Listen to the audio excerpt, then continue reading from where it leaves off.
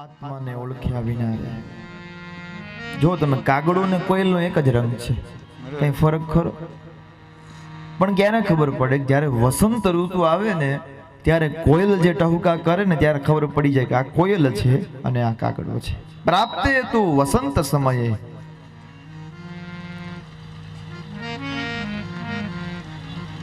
ઘણા બધા આપણે જેવા લાગતા હોય પણ આપણા સ્વભાવમાં ખબર પડી જાય. એમ આ ઉતથ્ય ગંગાના કિનારે આવે છે, ઝૂંપડી બાંધીને ત્યાં રહેવા લાગ્યા છે. સંસારની બધી માયાનો ત્યાગ કરી દીધો છે. ન તો કોઈ દિવસ સ્નાન કરે, ન કોઈ દિવસ સંધ્યા વંદન કરે, ન કોઈ દિવસ ભગવાનનું નામ લે. પણ એક વ્રત એને ઉત્તમ રાખ્યું હતું, હું કોઈ દિવસ અસત્ય નહીં બોલું. એક વ્રતના કારણે આ તરી જાય છે. અને એને સાચું બોલવાની આ બધી વાત બધા ઋષિઓ જાણી ગયા. કોઈ દિવસ અસત્ય ન બોલે,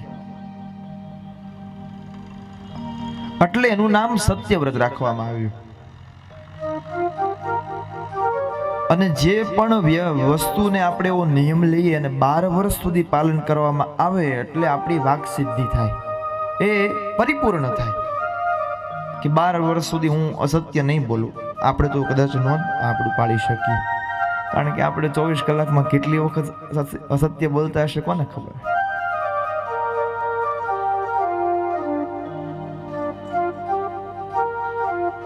ભાઈ બહાર ગયા હોય ને બેન ફોન કરે, ક્યાં છો? બસ કે હમણાં બહાર છું. બેઠા હોય એક અલગ બાજુ, ગાડી ચલાવું છું તો બેને હોશિયાર હોય, હોર્ન મારો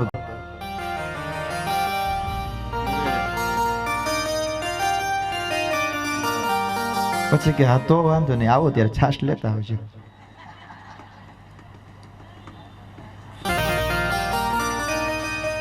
આપણે મારા ઘડી અસત્ય બોલવું પડે છે,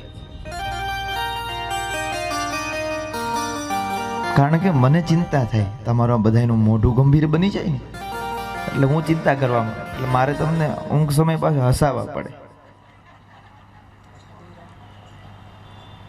કારણ કે આજે કાનુડો આવવાનો છે, અને કાનુડાને છે ને જેનું મોઢું ચડેલું હોય ને એ તો છે જ ગમતા જ નથી.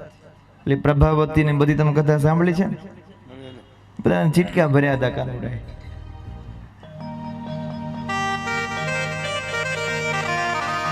અને આજે બધા જો મેચિંગમાં છે.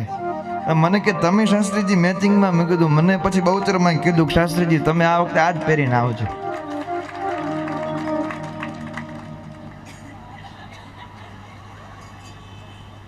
કારણ કે સાહેબ આપણા બધાના મન એક છે ને, આપણા બધાનો વિચાર એક છે, એટલે માયા આપણને સૌને ભેગા કર્યા છે. આપણા બધાનો એક ઉત્તમ વિચાર છે. આ ઉતથ્ય એ સત્યવ્રતી હતો, એટલે એનું નામ સત્યવ્રત પડ્યું. સાચું બોલવાનો નિયમ હતો. 14 વર્ષ સુધી એના વ્રતનું પાલન કર્યું છે. આપણે પણ કોઈ વસ્તુ 12 વર્ષ સુધી કરીએ એટલે સિદ્ધ બની જાય. કોઈ માળા છે, કોઈ પાઠ છે.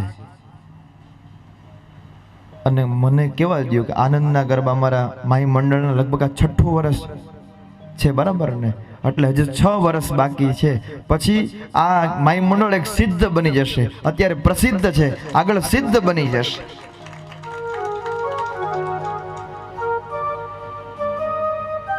એક ખ્યાતિ પામી જશે. અત્યારે તો છે જ એમની ખ્યાતિ. હજી અડધે પહોંચ્યા છીએ આપણે 6 વર્ષમાં, અને હજી અડધે આગળ પહોંચવાનું છે.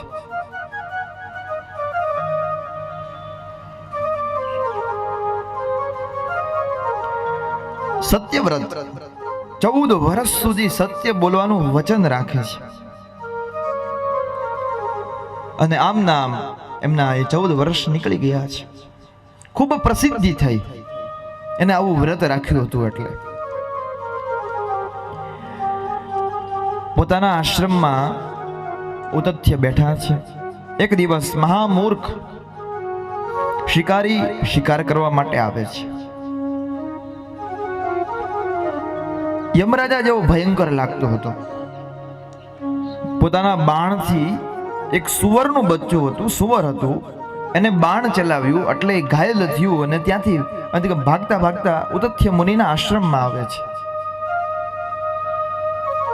આ શિકારી ઉતથ્ય મુનિના પણ આશ્રમમાં આવે છે અને એ બચ્ચું આવ્યું એટલે ઉતથ્યના મુનિમાં શબ્દમાંથી મોઢામાંથી શબ્દ નીકળી ગયો, આઈ આઈ. એટલે એ સારસ્વત બીજ માએ કઈ કૃપા કરી એને ખબર જ નહોતું. બાકી આઈમ નમઃ થાય, પણ આઈ આઈ એટલે એમને થયું કે આજ મારા માટે કંઈક શક્તિ છે, આજ મારા માટે કંઈક બીજ છે, આજ મારા માટે મંત્ર છે. અસ્પષ્ટ રીતે આ મંત્ર સંભળાયો અને સુવરનું બચ્ચું આશ્રમમાંથી નીકળી અને એક જાડીમાં સંતાઈ ગયું. એ પારધી હતો, જે શિકારી હતો, એ ઉતથ્યની પાસે આવે છે અને કહેવા લાગે છે કે તમે હમણાં ઓલું બચ્ચું જોયું, સુવરનું હતું, એ મને ખબર છો તમે સત્યવાદી છો, પણ એના કારણે જ મારા કુટુંબનું ભરણ પોષણ થાય છે. આ બ્રહ્માએ બધી સૃષ્ટિની રચના કરી છે, તમે સત્ય કહો, એ ક્યાં ગયું છે બચ્ચું? હવે જો ઉતથ્ય મુનિ છે ને એ ચિંતામાં છે. જો એમ કે આ બાજુ ગયું છે તો એને હિંસાનું પાપ લાગે, કારણ કે ઓલા બચ્ચાને મારી નાખે તો પાપ કોના ઉપર લાગે? ઉતથ્ય ઉપર લાગે. અને એમ કે નથી જોયું તો એના વ્રતનો ભંગ થાય. તો તમે કયો કે શું કરવું જોઈએ ઉતથ્યને? એ બચ્ચાને મારી નાખવું જોઈએ કે વ્રત તોડવું પડે? બોલો, વ્રત તોડવું પડે? પછી તો 14 વર્ષથી રાખ્યું છે, શું કરવું જોઈએ કયો?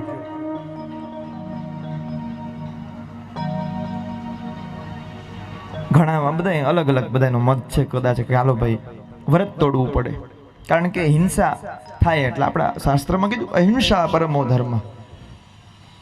પણ આ શાસ્ત્ર દેવી ભાગવતની કલા તમે જુઓ, કેવું એને સરસ મજાનો ઉતથ્ય જવાબ આપે છે.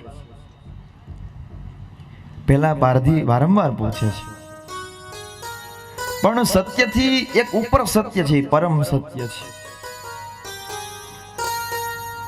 જ્યારે કોઈનો પ્રાણ સંકટમાં હોય ત્યારે અસત્ય બોલો ત્યારે કોઈ પાપ નથી લાગતું. સ્ત્રી શું નર્મ વિવાહે છે, જ્યારે લગ્ન હોય, પ્રસંગ હોય, ત્યારે કોઈનું મૃત્યુ થાય ત્યારે ત્યાં અસત્ય કહેવામાં પાપ લાગતું નથી. વૃત્તિ અર્થે પોતાની વૃત્તિ માટે ખોટું બોલવું હોય ત્યારે પણ પાપ લાગતું નથી. ભાગવતજીમાં શ્લોક છે, સ્ત્રીષુ ધર્મ વિવાહે ચ વૃત્યર્થે પ્રાણ સંકટે. ગાય અને બ્રાહ્મણની જ્યારે હિંસા થતી હોય અને ત્યારે આપણે ખોટું બોલી દઈએ તો એ પાપ લાગતું નથી. વારંવાર શિકારી ઉતથ્યને પૂછે છે કે કયો? અને ત્યારે ઉતથ્ય મુનિ ખૂબ સરસ જવાબ આપે છે કે યા પશ્યતિ ન સા બ્રુતે સા પશ્યતિ યા ન બ્રુતે. એટલે ઉતથ્ય મુનિ કહે છે કે જે જોવે છે આંખ એ બોલતી નથી, અને જે બોલે છે એ જોતા નથી. આ દાંત બોલે છે, આ જીભ બોલે છે, જોવે છે નહીં, અને આંખ જોવે છે પણ બોલી શકતી નથી. તો કિમ પૃચ્છસી પુનઃ પુનઃ, તો મને શા માટે વારંવાર પૂછે છે? કારણ કે આંખ દ્વારા મેં જોયેલું છે પણ એ કઈ બોલી તો શકતી નથી, અને જીભ એ બોલે છે પણ જોઈ તો શકતી નથી. તો શા માટે તું મને વારંવાર પૂછે છે? કિમ પૃચ્છસી પુનઃ પુનઃ. ઉતથ્યનો આવો જવાબ સાંભળી અને પેલો શિકારી જતો રહ્યો કે આ મુનિ પાસે આપણી દાળ ગળે એમ નથી. આપ જુઓ તો ખરા કેવા જવાબ આપ્યા છે. પોતાનો વ્રતનું પણ પાલન થઈ ગયું અને એક જીવની હિંસા થતા એને રોકી લીધા. આપણા શાસ્ત્રો આવી રીતે આપણને શીખવાડે છે કે સામેવાળાને ખોટું પણ ન લાગે, એને દુઃખ પણ ન લાગે એમ દાંત કાઢતા કાઢતા આપણે ઘણી વખત કહી દેતા વાત. આપણી પાસે તો કેટલી બધી કરામતો છે.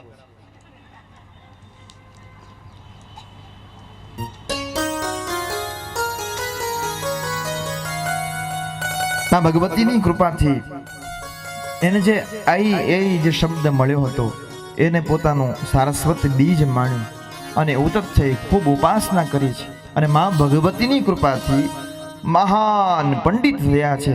એના પોતાના માતા પિતા આશ્રમમાંથી લઈ ગયા છે, કારણ કે ખબર પડી કે મા ભગવતીની કૃપા થઈ છે. અને મા ભગવતીની કૃપા થાય એટલે મૂંગો હોય એને બોલતા કરી દે છે. મુકમ કરોતિ વાચાલમ પંગુમ લંઘયતે ગિરિ. પાંગળો હોય એને મોટા મોટા પર્વતો ચડાવી દે છે. આ તાકાત રહેલી છે, આ શક્તિ રહેલી છે. અદ્ભુત ઉતથ્યનું ચરિત્ર આપણને સૌને બતાવ્યું છે. આ એ ભક્તિ ચરિત્ર છે દેવી ભાગવતનું. જેમ ભાગવતમાં ધ્રુવજીની કથા, પ્રહલાદજીની કથા જે ભક્તિ ચરિત્ર છે ને, એમ આ એક ભક્તિ ચરિત્રની કથા છે. અને કથા દ્વારા જ આપણે સૌ પાવન બનીએ છીએ. એટલે વ્યાસજી જન્મેજીને કહે છે તમે પણ ભગવતીની આરાધના કરો. મહામૂર્ખ લોકો પણ ભગવતીની એને કેના પ્રકારની આરાધના કરે છે. અને જન્મે જઈને હવે 3 યજ્ઞની વાત કરે છે. જન્મે જઈ પૂછે છે કે આ દેવી યજ્ઞ વિશે, એ હવનની સામગ્રી વિશે, એ હવનના દ્રવ્ય વિશે મને કંઈક અને એના ચરિત્રો વિશે મને વધારે સંભળાવો ને. ત્યારે વ્યાસજી 3 પ્રકારના યજ્ઞની વાત કરે છે. સાત્વિક યજ્ઞ, રાજસિક યજ્ઞ અને તામસી યજ્ઞ. સાત્વિક એટલે શું? કે એમાં વિશ્વનું કલ્યાણ છુપાયેલું હોય. જેમ આપણે માય મંડળ દ્વારા કેમ કે ભાઈ આ સાત્વિક યજ્ઞ છે કે મારું કલ્યાણ નહીં, પરિવારનું કલ્યાણ નહીં, પણ આખા એક વિશ્વનું કલ્યાણ થાય, એ યજ્ઞ એટલે કે સાત્વિક યજ્ઞ. રાજસિક યજ્ઞ એટલે શું? બસ મારું જ કલ્યાણ થાય. અને તામસિક યજ્ઞ એટલે શું? કે સામેવાળાનું અહિત થાય.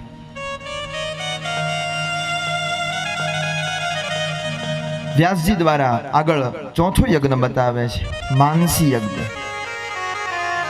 કદાચ તમારી પાસે કંઈ પણ વસ્તુ ન હોય અને તમે માનસી યજ્ઞ કરો બેઠા બેઠા, બસ કે માને હું મારા સિંહાસન અર્પણ કરું છું.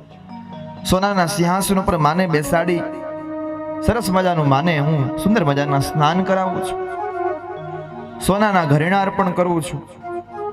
સોનાની તારવાળી સાડીઓ અર્પણ કરું છું. રાજોપચારથી, માનસોપચારથી હું પૂજન કરું છું. એટલા માટે જ શંકરાચાર્યજી મહારાજ માનસી પૂજા વિશે લખે છે, આત્મા ત્વમ ગિરિજા મતિ સહચરા પ્રાણા શરીરમ ગૃહમ. અતિ ઉત્તમ છે. કદાચ આપણે બહાર ગયા હોય ને કદાચ કઈ આપણી પાસે વસ્તુ ન હોય તો આ માનસી પૂજા કરી લઈએ બેઠા બેઠા. અને વૈષ્ણવનો તો નિયમ છે કે અમારી માનસી સિદ્ધ થાય ને તો ઠાકોરજીને અમે વધારે કૃપા કરી શકીએ. કથામાં આવી રીતે વાત કહેવામાં આવી કે માનસી પૂજા કરો. એટલે એક બા માનસી પૂજા કરે ઠાકોરજીની, માં ભગવતીની પૂજા કરે. સરસ મજાના સવારમાં સ્નાન કરાવે, સુંદર અલંકાર ઘરેણા બધું અર્પણ કરે. મનમાં કશું એને કઈ ચિંતા કરવા નથી, મનમાં અર્પણ કરે.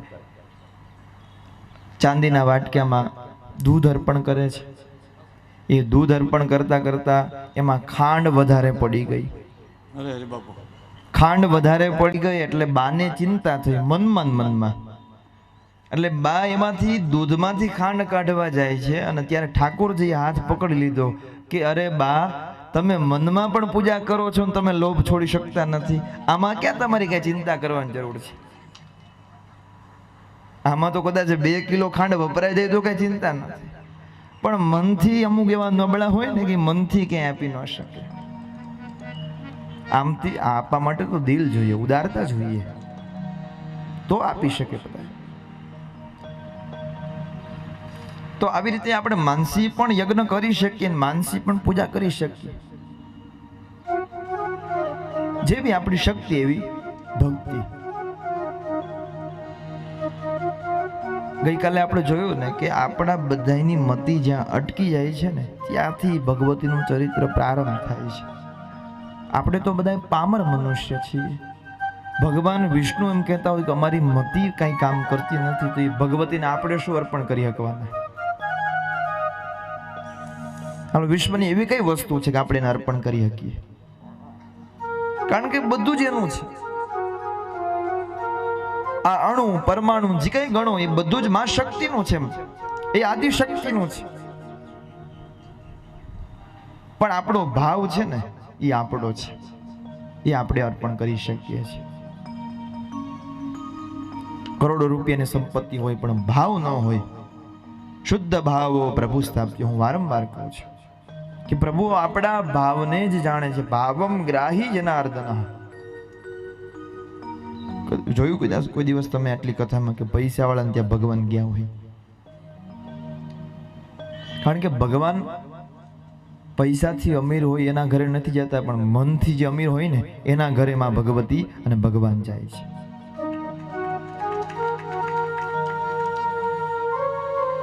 કારણ કે ભગવાનને ખબર છે, માં ભગવતીને ખબર છે.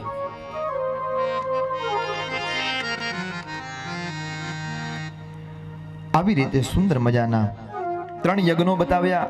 એમાં ચોથો યજ્ઞ માનસી યજ્ઞ બતાવ્યો કે આપણે ગમે ત્યાં બહાર હોય, ટ્રેનમાં હોય કે ગમે ત્યાં હોય, બસમાં હોય, તો આપણે માનું સ્મરણ કરી લેવું. અને બને ને તો ખૂબ આભાર માનો.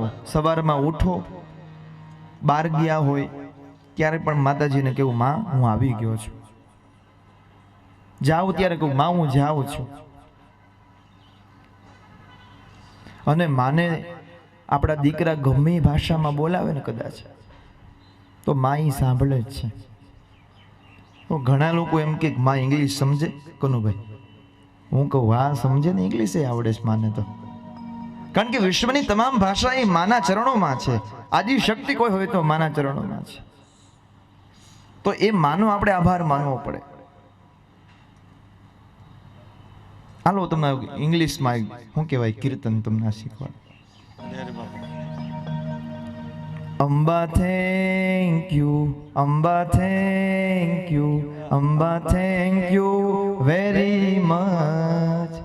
ઉપકાર તમારા અંબર Amba, thank you very much.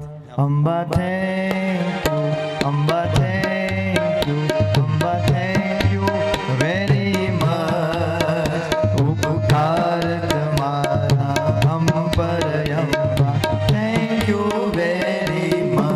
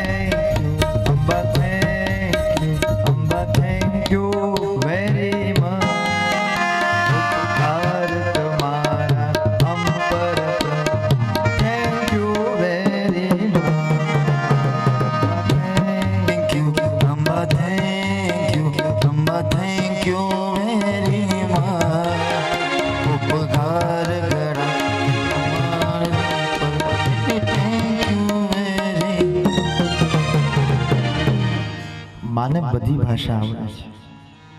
જે ભાષામાં તમે યાદ કરો ને એ ભાષા આવડે. બસ આપણો ભાવ હોવો જોઈએ. આપણો ભાવ સાચો હોવો જોઈએ.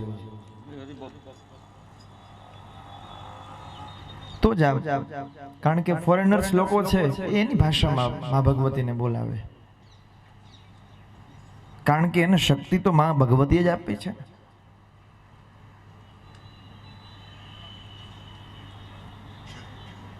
કારણ કે અમારે વિદેશ જવું છે ને એટલા બધી પ્રેક્ટિસ કરીએ છીએ.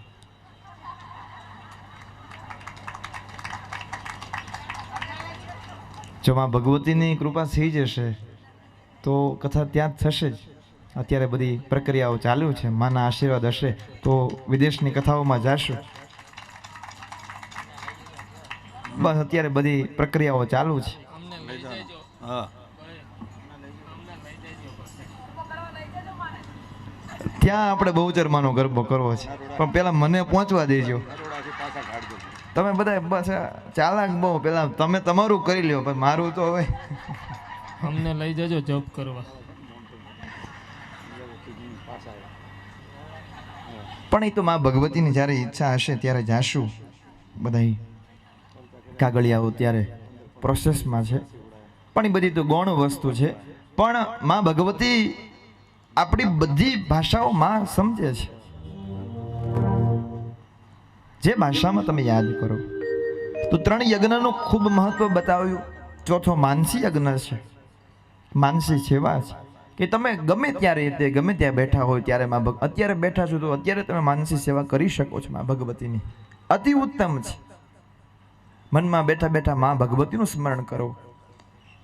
કદાચ આપણી પાસે કંઈ દ્રવ્ય સામગ્રી ઉપલબ્ધ નથી, પણ મનમાં કદાચ આપણી ભાવના ઉત્તમ છે, આપણે મનથી ખૂબ અમીર છીએ, તો માં ભગવતી બધી વસ્તુ આપણી સ્વીકાર કરે છે. વ્યાસજી કહે છે કે આવી રીતે ખૂબ માં ભગવતીના ચરિત્રનું વિશેષ વર્ણન છે. અને ભગવાન વિષ્ણુએ પણ અંબિકા યજ્ઞ કર્યો હતો. વ્યાસજી કહે છે, અને વ્યાસજીની વાત સાંભળીને જન્મેજય કહે છે, પણ હું પણ માં ભગવતીની કૃપા હશે તો હું પણ અંબા યજ્ઞ કરીશ, માં ભગવતીનો યજ્ઞ કરીશ. જે આપણે નવચંડી કરીએ છીએ, શતચંડી કરીએ છીએ, સહસ્રચંડી કરીએ છીએ, આ બધામાં ભગવતીના યજ્ઞ છે. તો ભગવાન વિષ્ણુએ જે યજ્ઞ કર્યો છે, કારણ કે યજ્ઞમાં શું આવે? સ્વાહા અને સ્વધા. સ્વધા એ પિતૃકર્મમાં આવે, પણ સ્વાહા આપણે આહુતિ આપીએ, ઓમ અગ્નયે સ્વાહા, ઓમ નારાયણાય સ્વાહા. એ સ્વાહા એટલે કોણ? તો કે માં ભગવતી. અને ભગવતી બધી વસ્તુનો સ્વીકાર કરે છે. એ સ્વાહા અને સ્વધાનું પ્રાગટ્યની કથા આગળ આવશે. આમાં સીતાજીના પ્રાગટ્યની કથા આવશે, રાધાજીના પ્રાગટ્યની કથા આવશે. આ દેવી ભાગવત એટલો બધો વિશાળ ગ્રંથ છે કે બધાય ચરિત્રનું વર્ણન આપે છે. બધાય દેવતાઓને જ્યારે જ્યારે તકલીફ પડી છે ત્યાં માં ભગવતીને યાદ કર્યા છે. ભગવાન વિષ્ણુએ અંબિકા યજ્ઞ કર્યો છે. બાકી યજ્ઞનું સ્વરૂપ ભગવાન વિષ્ણુ છે, પણ તેમ છતાં માં ભગવતીનો યજ્ઞ કરે છે. શાસ્ત્ર એવું કહે છે કે હુતમ ચ દત્તમ ચ તથૈવ તિષ્ઠતિ. આપેલું અને હોમેલું એ કોઈ દિવસ નિરર્થક જતું નથી. જે તમે અહીંયા માય મંડળ દ્વારા આયોજિત કથા છે એમાં કદાચ તમે 2100 રૂપિયા લખાવશો, 500 રૂપિયાની સેવા લખાવશો, એ કદાચ તમારું કોઈ દિવસ નિષ્ફળ જવાનું નથી અને નથી. કારણ કે આપણે અત્યારે વાવીએ છીએ, ભગવાન આપણને બમણું કરીને આપશે. માં ભગવતી, આપણે ખેતરમાં દાણા કેટલા વાવીએ છીએ? થોડાક, પણ માં ભગવતી અને ભગવાન આપણને કેટલું બધું આપે છે. કારણ કે શક્તિ આપણે શું આપીએ છીએ એ આપણે માં ભગવતી જોતા નથી. આપણે કેવું આપીએ છીએ એ આપણે ભગવતી જોતા છે. તો ભગવાન વિષ્ણુએ અંબિકા યજ્ઞ કર્યો છે. જન્મે જઈને થયું કે હું પણ સમયાંતરે યજ્ઞ કરીશ. અને વ્યાસજી દ્વારા આગળ દેવીના અદ્ભુત ચરિત્રનું વર્ણન કરે છે, જે ભક્તિ ચરિત્ર છે. બધા ધ્રુવ સંધિ નામના રાજા હતા. એમના 2 પત્ની હતા, મનોરમા અને લીલાવતી. મનોરમાથી સુદર્શનનું પ્રાગટ્ય થયું અને લીલાવતીથી શત્રુજીતનું પ્રાગટ્ય થયું. હવે 2 પત્ની હતા અને 2 એના પુત્ર હતા. એટલે રાજાને એક પુત્ર વધારે વાલો હતો અને એક પુત્ર ઓછો વાલો હતો. સુદર્શન ઓછો વાલો હતો, મનોરમાનો પુત્ર, અને જે લીલાવતી હતી એ વધારે પ્રિય હતી. અને બેયના જે કાંઈ નાના હતા એ પણ યુદ્ધમાં આવે છે. આગળ બધા સંગ્રામો બને છે, વીરસેન અને યુધાજીત. કારણ કે મનોરમા એવું ઈચ્છે કે મારો દીકરો ગાદીએ બેસે, અને આમાં એવું વિચારે લીલાવતી કે મારો દીકરો ગાદીએ બેસે. ગાદી માટે ઝઘડા થયા છે. સુદર્શન અને પોતાની માં ત્યાંથી નીકળી જાય છે આગળ જતા સમય જતા, કારણ કે પોતાના પિતા બચાવવા માટે આવે છે, એ પણ મૃત્યુ પામે છે.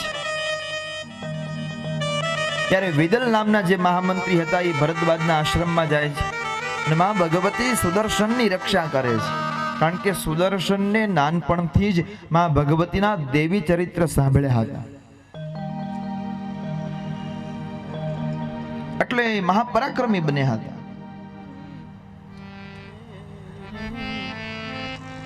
કાલાંતરે સુબાહુ નામના રાજા હતા, એમની દીકરી શશિકલા, એ શશિકલાને સ્વયંવરમાં કેવા સપનામાં આ સુદર્શન દેખાણો અને શશિકલાએ નિશ્ચિત કર્યું છે કે હું લગ્ન કરીશ તો સુદર્શન સાથે કરીશ. સ્વયંવરમાં ઘણા બધા રાજાઓ આવે છે, બધા રાજાઓને ના પાડી દે છે.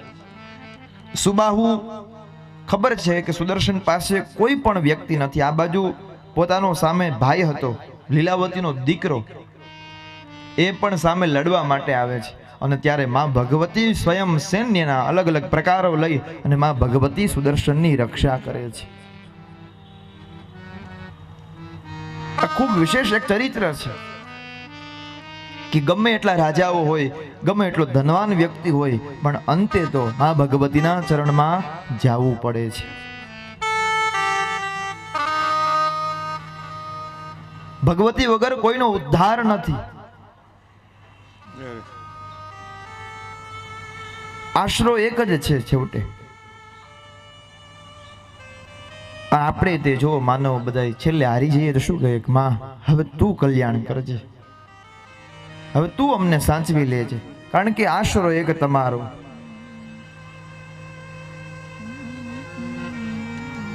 સુદર્શનની રક્ષા માટે માં ભગવતી સ્વયં આવ્યા છે અને સુંદર રીતે શશિકલા અને સુદર્શનના લગ્ન થયા છે, કારણ કે માં ભગવતીની કૃપા હતી. સુબાહુને ખબર પડી કે આ કોઈ તત્વ છે તો માં ભગવતી છે, એટલે કાશીમાં સુબાહુ રાજાએ માં ભગવતીની પ્રતિમા સ્થાપિત કરી અને નવરાત્રી એ જે કઈ ઉત્સવ છે, જે અનુષ્ઠાન છે, એ પૂર્ણતઃ એ અનુષ્ઠાનનું પાલન કર્યું છે. સુંદર મજાના ભક્તિ ચરિત્રની કથા બતાવે છે. એટલે જન્મેજય સાંભળે છે કે વ્યાસજી તમે વારંવાર નવરાત્રીનું મહત્વનો વાત કરો છો, તો નવરાત્રી એ શું છે, એ કઈ દેવીનું અનુષ્ઠાન છે, કેવી રીતે કરી શકીએ? કે આ બધા રાજાઓ એ નવરાત્રીનું અનુષ્ઠાન કરતા હતા, તો કેવી રીતે અનુષ્ઠાનનો શું મહિમા રહેલો છે, કઈ કઈ સામગ્રી જોઈએ, કેવી રીતે કરી શકીએ, એ અમને કંઈક જણાવો ને. અને વ્યાસજી હવે આગળના અધ્યાયમાં નવરાત્રીનું અનુષ્ઠાન અને નવરાત્રીના મહત્વની વાત કરે છે. આપણે શું સમજીએ છીએ નવરાત્રી એટલે બસ ગરબા રમવા? નહીં, નવરાત્રી એટલે એક દેવીનો, માં ભગવતીનો એક વિશેષ મહાપર્વ છે. દુનિયાનો સૌથી મોટામાં મોટો પર્વ હોય તો એ નવરાત્રી છે. આખી દુનિયાનો સૌથી મોટો ફેસ્ટિવલ કહેવાય કે ઉત્સવ જે કહેવાય એ નવરાત્રી છે. પણ ગરબા માટે નહીં, ગરબા એક માના પ્રતિક રૂપે, એ માની શક્તિ રૂપે રમાય છે, પણ અનુષ્ઠાનનું એક મહત્વ બતાવ્યું છે.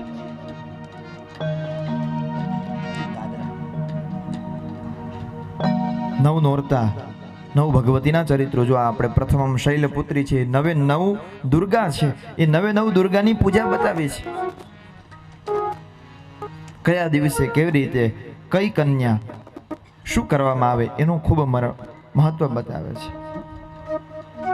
નોરતાની રાત આવી, નોરતાની રાત, હવે મંદિરના બારણા ઉઘાડો મારી માં, નોરતાની રાત આવી, નોરતાની રાત. હવે મંદિરના બારણા ઉઘાડો મોરી માં, ગગન કેરે ઘાટ આવી, નોરતા નો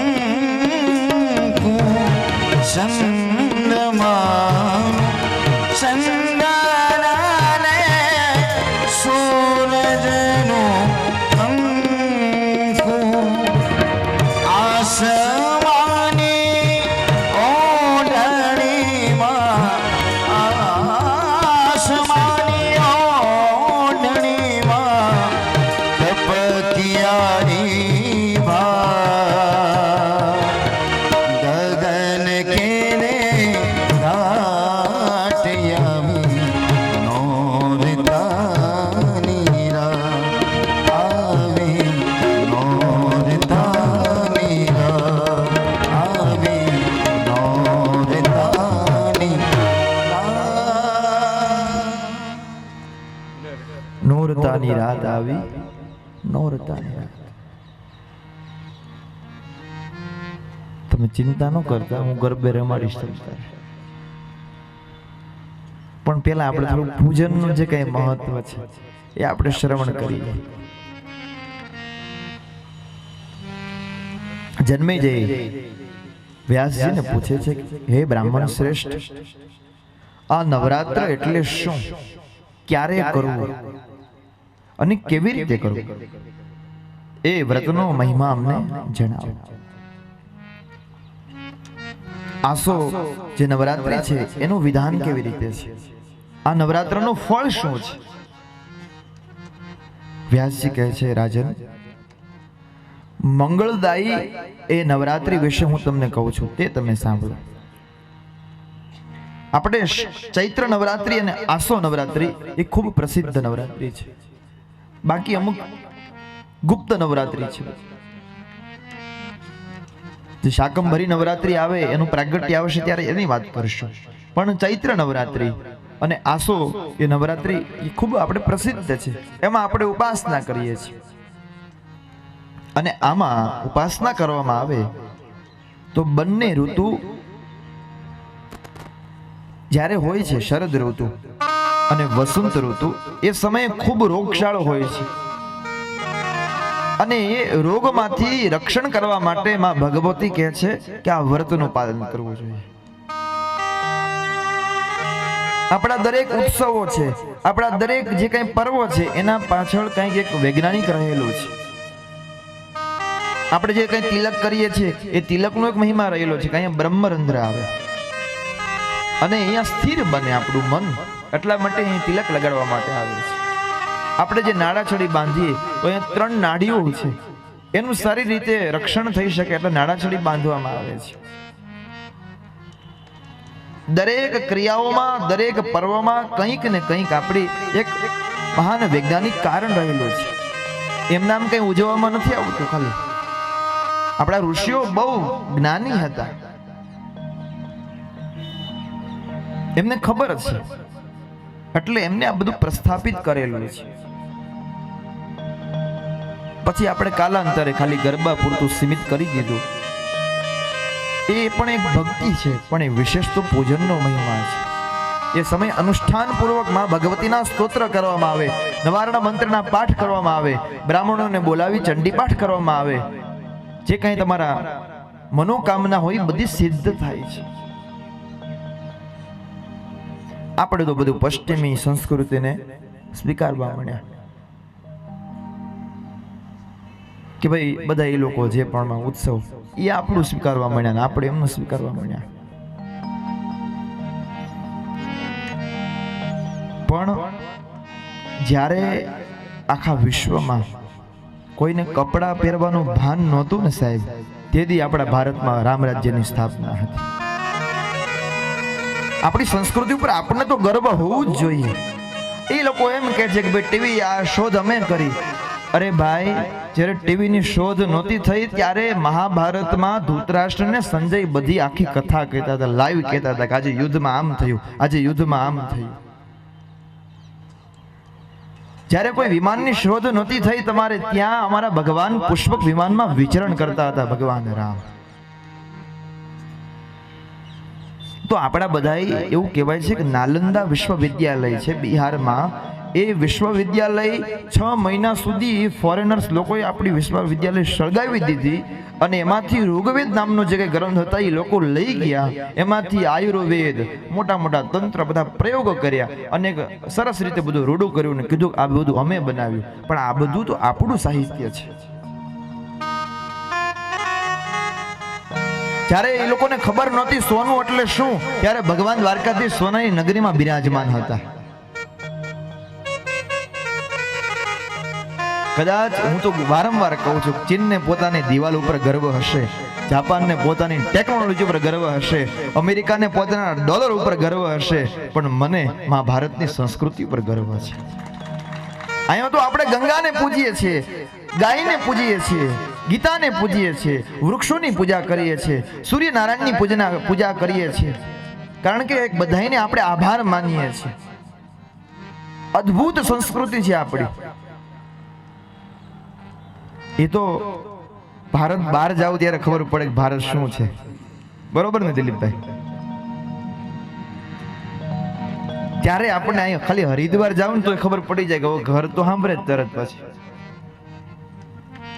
ભાવન જમવાનું તમને ભાવે જ નહીં. ભાવે છે? એમાંય તમે આમ રામેશ્વર બાજુ જાઓ તો તમને સાવ ન ભાવે. ત્યારે આપણને ગુજરાત યાદ આવે. એ ગમે એવું છે. શાકભાજી લેવા જઈએ તો પાણીપુરી તો ખાઈ લઈએ છીએ.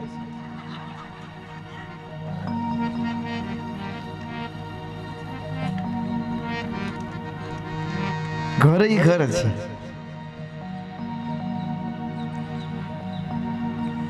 નાનકડું હોય કે ગમે એવું હોય, પણ ઘરે આવીએ ને એટલે એમ થાય કે હાશ ઘરે આવી ગયા. સામે વાળાને ત્યાં ગમે એટલો મોટો કરોડ રૂપિયાનો બંગલો હોય, બધી સુવિધા હોય, પણ ઘરે જઈએ ને હાશ ઘરે આવી ગયા. એક અનુભૂતિ જ અલગ થાય. એટલા માટે જ બધાય ભગવાને અહીંયા ભારતમાં જન્મ લીધો છે, અને વિશેષ આપણા ગુજરાતમાં માં ભગવતી આદ્ય શક્તિ તો અંબાજીમાં બિરાજમાન છે. ભગવાન સોમનાથ, ભગવાન શંકર કે સોમનાથમાં બિરાજમાન છે. ભગવાન દ્વારકાધીશ તો કે દ્વારકામાં બિરાજમાન છે. ગૌરવ હોવું જોઈએ આપણી સંસ્કૃતિનું. આપણને એમાં ભારત દેશ એટલા માટે ભારત માતા કહેવાય છે. આગળ એનું પણ વર્ણન આવશે. રાજા ભરત ઉપરથી આ ભારત દેશનું નામ ભારત પડ્યું છે. जहाँ डाल डाल पर सोने की चिड़िया करती है बसेरा, ये भारत देश मेरा, ओ भारत देश मेरा. जहाँ डाल डाल पर सोने की चिड़िया करती है बसेरा, वो भारत देश है मेरा, वो भारत देश है मेरा. भारत देश है मेरा, वो भारत देश है मेरा.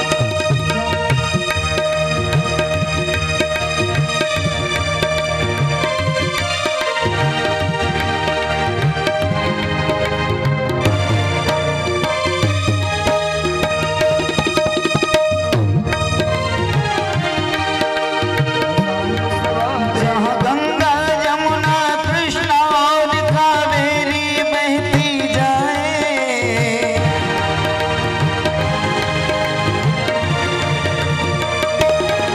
जहाँ गंगा यमुना कृष्णा और कावेरी बहती जाए, कावेरी बहती जाए, जहाँ सूरज सबसे पहले आकर डाले अपना डेरा, वो भारत देश है मेरा, वो भारत देश है मेरा, वो भारत देश है मेरा, वो भारत देश है मेरा.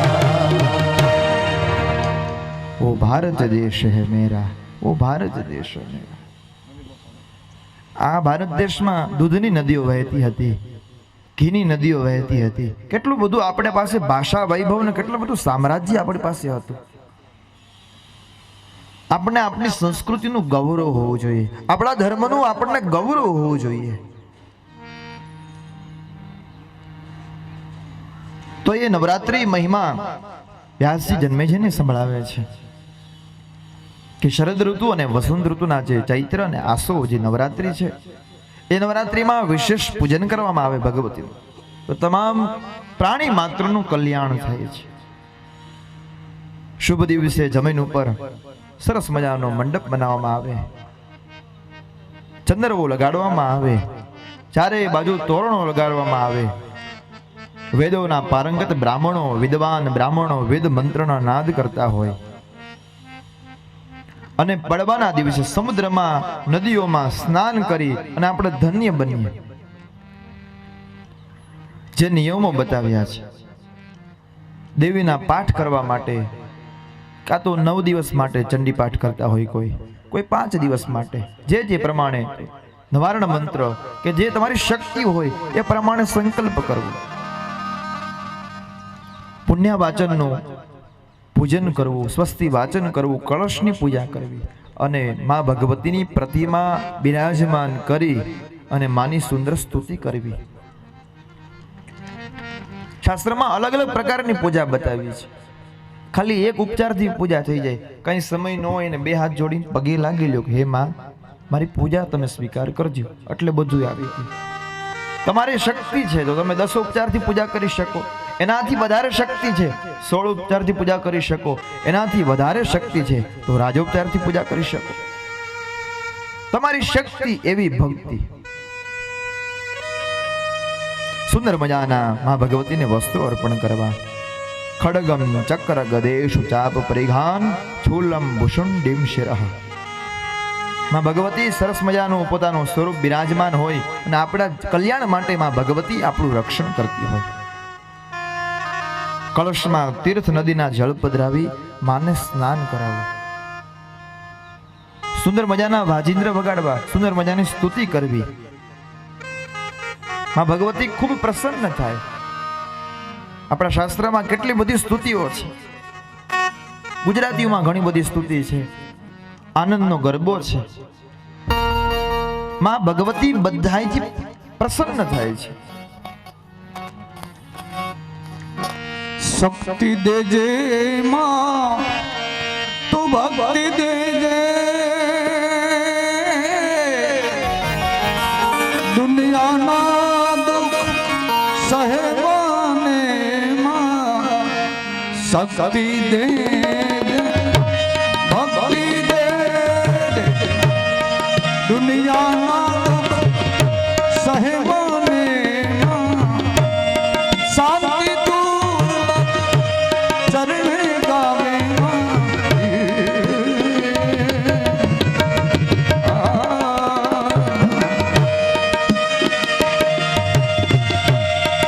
શાંતિ દુર્લભ ચરણે ગાવે માડી તું મને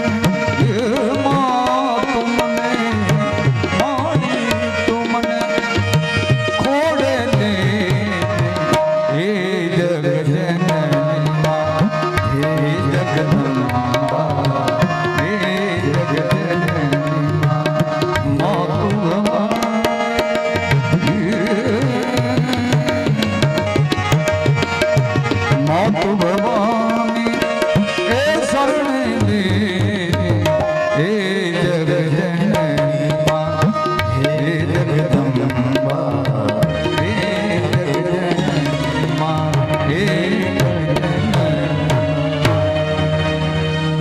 મજાની સ્તુતિ કરવી અને ભક્તિપૂર્વક જે સામગ્રી બનાવી હોય, જે ભોજન બનાવ્યું હોય એ સુંદર મજાના થાળમાં ભગવતીને નિત્ય અર્પણ કરવા. બને ત્યાં સુધી કુંડનું પણ નિર્માણની વાત કરી છે. ત્રિકોણ કુંડ બનાવી બ્રાહ્મણોને બોલાવી અને સરસ મજાનો યજ્ઞ કરવો. સવાર સાંજ વિવિધ પ્રકારથી માં ભગવતીની પૂજા કરવી. અને આ દિવસોમાં ભગવતીની પૂજા કરવામાં આવે તો માં ભગવતી ખૂબ પ્રસન્ન થાય છે. નાચ ગાન કરવું, સુંદર મજાના વાજિંદ્રો વગાડવા અને ઉત્સવ એ પ્રમાણે બધી ક્રિયાઓ કરવી. અને નવરાત્રિના 9 દિવસ સુધી જમીન ઉપર જ સૂવું. નવરાત્રિના 9 દિવસ સુધી જમીન ઉપર જ સૂવું એવું હું નથી કહેતો, દેવી ભાગવત કહે છે. 1 વર્ષની જે કુમારિકાઓ હોય ને, નાની નાની દીકરીઓ, એ દીકરીઓનું પૂજન કરવું.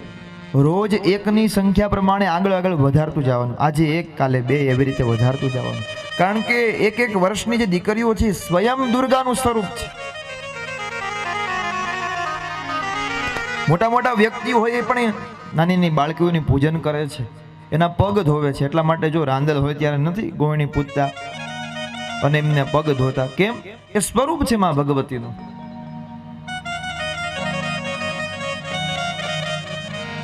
પોતાની સંપત્તિ પ્રમાણે, બધાની શક્તિ પ્રમાણે પૂજા કરવી. અને જે એવું કહેવાય છે 1 વર્ષની કન્યા હોય એને કુમારી કહેવાય છે. 3 વર્ષની દીકરી હોય એને ત્રિમૂર્તિ કહેવાય છે.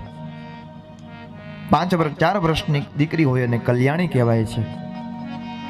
6 વર્ષની કાલિકા, 8 વર્ષની સુભદ્રા, અને એનાથી વધારે દીકરી ઉંમર મોટી હોય તો એની પૂજા કરવામાં આવતી નથી. 8 વર્ષ સુધી માન્ય ગણવામાં આવ્યું છે. અલગ અલગ કન્યાઓનું પૂજન, અલગ અલગ નામો બતાવ્યા છે.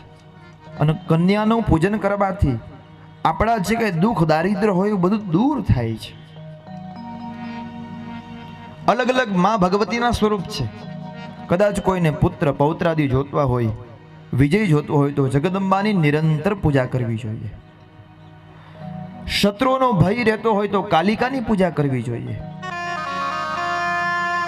સંપત્તિની જરૂર હોય તો લક્ષ્મીની પૂજા કરવી જોઈએ. અને બધા યુદ્ધમાં વિજયની પ્રાપ્તિ કરવી હોય તો શાંભવીની પૂજા કરવી જોઈએ. અને આપણા દુઃખોને નાશ કરવા માટે માં ભગવતી દુર્ગા દુર્ગતિ નાશિની દુર્ગાની પૂજા બતાવી છે. જેવી જેવી તમારી કામના, જેવા તેવા તમારી ફળની આકાંક્ષા, એ પ્રમાણે માં ભગવતીની તમે પૂજા કરી શકો છો. એક યંત્ર ઉપર પણ ભગવતીની, કારણ કે આદિ કોઈ મૂર્તિ તો પછી આવી, કાલાંતરે યંત્ર પ્રાધાન્ય છે. એટલે તમે જો અંબાજીમાં જાઓ ત્યાં પણ યંત્ર છે. એ યંત્રને સરસ મજાના વસ્ત્રો પહેરાવે છે એટલે આપણને મૂર્તિ જેવું સ્વરૂપ, વિશા યંત્ર છે ત્યાં. ગઈકાલે જોયું માં ભગવતી ભુવનેશ્વરી ષડકોણ યંત્ર ઉપર બિરાજમાન હતા. યંત્રેણ બધ્યતે દેવતા, યંત્રથી બધાય દેવતાઓ ત્યાં બંધાઈ જાય છે. યંત્રોનો ખૂબ મહિમા બતાવ્યો છે, એનું વિશેષ વર્ણન છે. યંત્રો ઉપર તમે પૂજા કરી શકો છો. કદાચ મૂર્તિ ન હોય અને યંત્ર બધા બતાવ્યા છે. ચાંદીનું યંત્ર હોય, સોનાનું યંત્ર હોય, કે જે પ્રમાણે આપણી શક્તિ હોય એ પ્રમાણે યંત્ર આપણે પૂજા કરી શકીએ.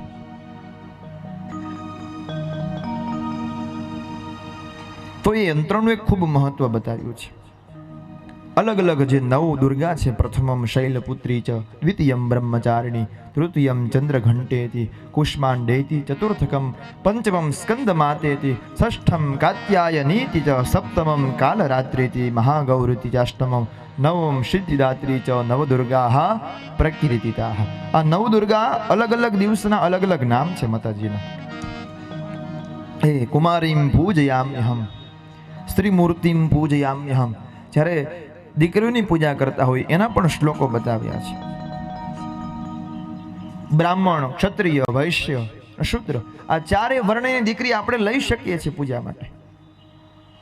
કોઈ પણ, એ તો માં ભગવતીનું સ્વરૂપ છે. બધાએ આપણા માટે યોગ્ય છે. સુંદર મજાના 4 વર્ણની કન્યા પૂજનીય છે.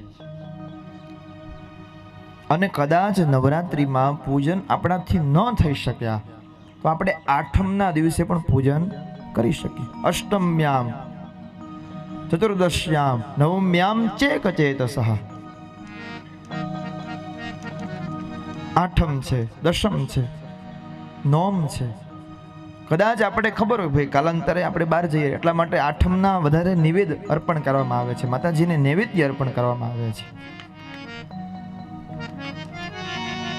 બ્રાહ્મણોને જમાડી, સાધુઓને જમાડી માં ભગવતીની ખૂબ સરસ મજાની ઉપાસના કરવી જોઈએ. કારણ કે માં ભગવતી 3 વસ્તુથી પ્રસન્ન થાય છે. એક તો હવનથી, એક કુમારિકા પૂજનથી અને એક બ્રાહ્મણ ભોજનથી. દેવી ભાગવતના સ્પષ્ટ શબ્દ છે. એક હવન કરવામાં આવે, કારણ કે સ્વાહા સ્વરૂપ છે માં ભગવતી, અને કુમારીનું પૂજન કરવામાં આવે એટલે કારણ કે માં ભગવતી સ્વયં સ્વરૂપ છે, અને એક બ્રાહ્મણ ભોજન છે. એટલા માટે આપણે બ્રહ્મ ભોજન કરાવીએ છીએ. કેમ? ઉપનિષદનું વાક્ય છે કાતે દુપ્તિ બ્રાહ્મણસ્ય મનોતૃપ્તિ. ભગવાન એમ કે છે કે મને કોઈ તૃપ્તિ થતી હોય તો બ્રાહ્મણ જમે ને એ જ મારી તૃપ્તિ છે. કારણ કે બ્રાહ્મણ એ ભગવાનનું મુખ છે. બ્રાહ્મણમાં મુખમાં જે કાંઈ જાય એ ભગવાનના મુખમાં જાય. એટલા માટે બ્રહ્મ ભોજનનું મહત્વ રહેલું છે. આ ત્રણથી માં ભગવતી ખૂબ પ્રસન્ન થાય છે. ગમે એટલા બીજા બધા વ્રત કરો પણ નવરાત્રિના વ્રત આગળ બધાય ટૂંકા પડે. આટલું બધું ઉત્તમ વ્રત બતાવ્યું છે.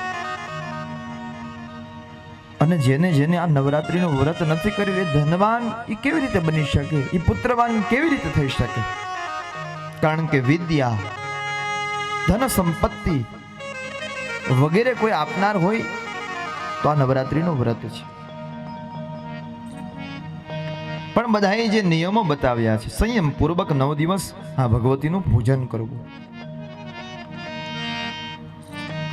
કારણ કે એક નિર્ધન વૈશ્ય રાજા હતા, એને પણ માં ભગવતીનું આ ચંડી પાઠમાંનું ખૂબ વિશેષ વર્ણન છે. 13 અધ્યાયમાં આ જ વર્ણન છે. એની આગળ કથા આવે છે કે એની પાસે કંઈ ન હતું અને એને નવરાત્રિનું વ્રત કર્યું. સુંદર મજાની મૃણમયી એટલે કે માટીની મૂર્તિ બનાવી અને માં ભગવતીની પૂજા કરે છે. માતાજી ખૂબ પ્રસન્ન થાય છે. કારણ કે સર્વા બાધા વિદુર્મુક્તો ધનધાન્ય સુતાન્વિત મનુષ્યો મત પ્રસાદેન ભવિષ્યતિ ન સંશય. માતાજી એમ કે છે કે મારી પૂજા કરવાથી બધાય દુઃખો દૂર થશે અને માણસ સુખી બનશે. એમાં કોઈ શંકા નથી. અને પછી ગરબાનું મહત્વ આવે છે. ગરબો એટલે શું? કે આદ્ય શક્તિ એ આપણું આ જીવ છે, એ 9 છિદ્રથી બનેલો છે ને એમાં ભગવતીનો ગરબો છે. એટલા માટે આપણે રમીએ છીએ. ગર્ભદીપ શબ્દ છે મૂળ. અને ગરબામાં આપણે રમતા હોય ત્યારે આપણે ભાન ભૂલી જઈએ છીએ. બાકી પ્રદક્ષિણા કરતા હોય ત્યારે જમણો હાથ અંદર હોય છે અને ગરબામાં ડાબો હાથ અંદર હોય છે. તમે જોજો. કારણ કે માં ભગવતી વામાવર્તી છે. માં ભગવતીને બધું નૈવેદ્ય પૂજન બધું ડાબી બાજુથી પ્રારંભ થાય છે. તંત્ર માર્ગમાં યંત્ર માર્ગમાં ખૂબ એનું વર્ણન છે.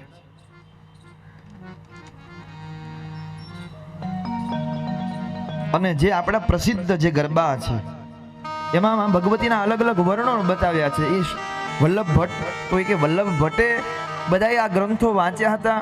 એટલા માટે અલૌકિક ગરબા એ લખી શક્યા અને આપણે એ રમી શક્યા છીએ.